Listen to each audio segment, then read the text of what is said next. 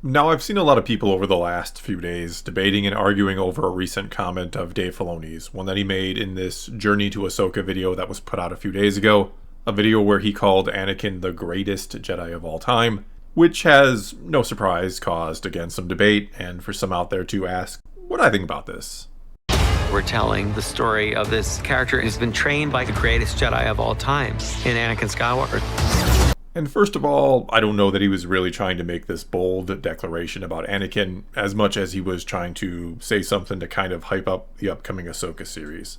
I mean, yeah, in this day and age of the internet, he should know people are going to take this very literally and that it's going to cause a stir. Someone that close to George Lucas, who was essentially his Padawan, one who is still at the top of the creators list at Lucasfilm today, he can't just say something like that without turning some heads in the fandom and causing a discussion.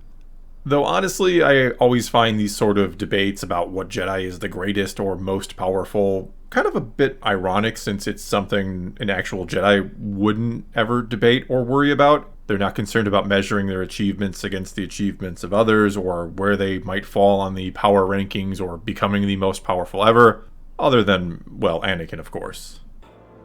I will be the most powerful Jedi ever. And yeah, I know someone is probably already heading down to the comments to point out that Jedi do care about power levels because they measured midichlorian counts, but that was really only done to measure if the potential to be a Jedi was even there. Plus, I don't think that's the end-all be-all when it comes to what power level a Jedi can achieve.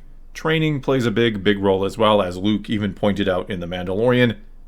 He is strong with the Force, but talent without training is nothing. Or at least that's how it's supposed to work. But to tackle the question regardless of the Jedi themselves likely unwilling to partake in such a conversation, I think when it comes to power level, not necessarily greatness, we'll get to that, we should start by looking at this quote from George Lucas taken from a Vanity Fair article back in 2005. Anakin, as a Skywalker, as a human being, was going to be extremely powerful, but he ended up losing his arms and a leg and became partly a robot. So a lot of his ability to use the Force, a lot of his powers are curbed at this point because, as a living form, there's not that much of him left.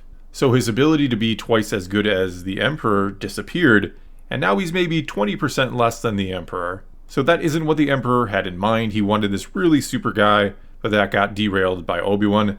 So he finds that with Luke, he can get a more primo version if he can turn Luke to the dark side.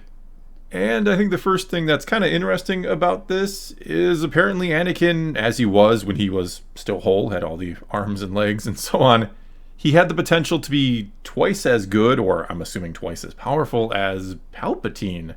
Which is interesting because Palpatine is pretty much assumed to be one of, if not the most powerful Sith ever. And in their case with the Sith, they very much do care about that sort of thing, about becoming the greatest or most powerful ever. And so it really kind of makes me wonder how powerful Vader would have been had Obi-Wan not hacked off some pieces, because even, as Lucas said, 20% less than the Emperor, he was still impressive. Most impressive. Anyway, getting back to the quote, Lucas does seem to imply that Luke has roughly the same potential as Anakin did. And there are other quotes from Lucas similar to this one that seem to say essentially the same thing, that Luke's potential was about the same as Anakin's.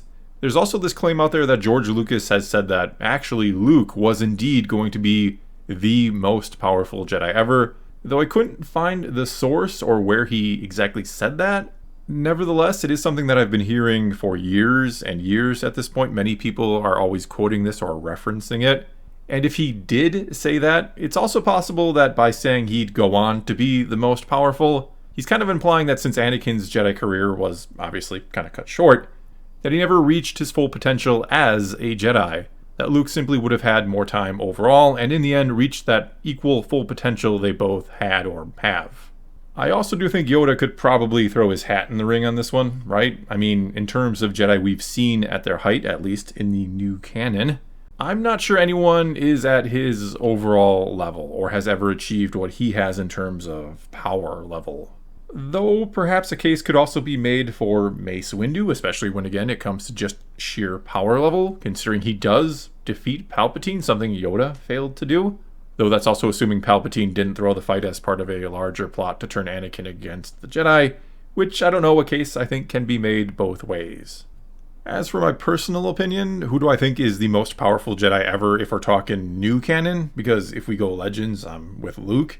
But as for new canon, well, I think it's Yoda, but by default. I think according to what Lucas has said, both Anakin and Luke, as well as perhaps Leia, all had the potential to go on to be the most powerful Jedi ever, but didn't get there for one reason or another. However, let's keep in mind Filoni specifically said greatest Jedi of all time, which doesn't necessarily equate to the most powerful, because I tend to think greatness is earned through accomplishments, that the Jedi who achieved the most has to be thought of as the greatest. And honestly, I don't know that that's Anakin Skywalker, which isn't to say he doesn't have some pretty impressive achievements on his resume in the relatively short time he was a Jedi, especially if you count coming back to the light and tossing Palpatine down a shaft. I mean, it's not the most impressive way to take out a Sith ever, but it's still got to count for something, right? Taking out perhaps the most powerful Sith, no matter how you do it, still gets you some points. Though if you also factor in Anakin overcoming Darth Vader, that alter ego of his, you could call it, that he ultimately wins that struggle against the dark side in the end, well, that is one hell of an achievement as well. Though I think you gotta give him negative marks as a Jedi for spending a good 25 years as a Sith and doing horrible, horrible things across the galaxy in the first place. That alone could basically disqualify you from being thought of as the greatest Jedi ever, because the greatest Jedi ever would have never fallen to the dark side in the first place and done all those horrible things. You could also, unfortunately, kind of make a somewhat similar case against Luke in the new canon, and I specify new canon because, again, in my eyes, Legends Luke is the greatest Jedi ever. Anyway, Luke not only fails to rebuild the Jedi Order, but gives up on the idea entirely for several years and lets the dark side kind of fester in his absence, which doesn't exactly seem to be something the greatest Jedi ever would do. Same sort of thing could be applied to Yoda. Under his watch, the Jedi Order was not only defeated and destroyed by the Sith, but they took over the entire galaxy. I mean, he may have done 800 years of great things, but you could almost argue that's kind of like going undefeated in the regular season, only to lose the Super Bowl. And so when we're talking Jedi we've seen in the new canon, I think an interesting case could actually be made for Obi-Wan Kenobi being the greatest ever. Though I think a big blemish on his resume is failing Anakin. That has to be a big strike considered against him. However, he did bounce back from that and protected Luke for years and even sent him on his Jedi path that ultimately corrected everything the previous Jedi had failed on. He kept the Order alive in its darkest hour and jump-started it and even learned how to become a Force Ghost. All very impressive stuff, all great achievements. Though if we take the Kenobi series into consideration, which I guess we should since it's part of the new canon, he also apparently all but gives up on the Jedi way for a time and even lets Darth Vader live when he could have easily killed him, and after realizing his brother was indeed gone or destroyed by Darth Vader and the dark side, he lets him live despite all that, and then he goes on to wreak havoc across the galaxy, I mean Vader, not Kenobi, for another 15 years or so. In other words, he's also got some marks against him from being the greatest Jedi ever. And so, in the new canon, I unfortunately don't really know who to consider as the greatest Jedi ever. I mean, part of me wants to go with Yoda because, yeah, 800 years of relative peace and stopping any and all threats that emerged is impressive. Another part says we should ignore the Kenobi series and give it to Obi-Wan, though another part says we just ignore the sequels, embrace Legends, and clearly give it to Luke Skywalker. And in all honesty, of all the choices I discussed here, and primarily because of falling to the dark side and becoming Vader, and playing a big part in destroying the Jedi Order as well, I don't know that Anakin should be considered the greatest Jedi ever, which again does not take away anything he did as a Jedi, or that he had the potential for greatness, that he could have become the greatest Jedi ever, GOAT levels of greatness. But I can't give that title to someone who spent 25 years of his life being one of the most evil men in the history of the galaxy. Well, that's all I got for you this time. Now it's your turn to weigh in on this topic and tell me who you think is the greatest Jedi of all time in the new canon, or tell me who you think it is in Legends. And I may just do a follow-up video over on my other channel going over some of your arguments that you've made here.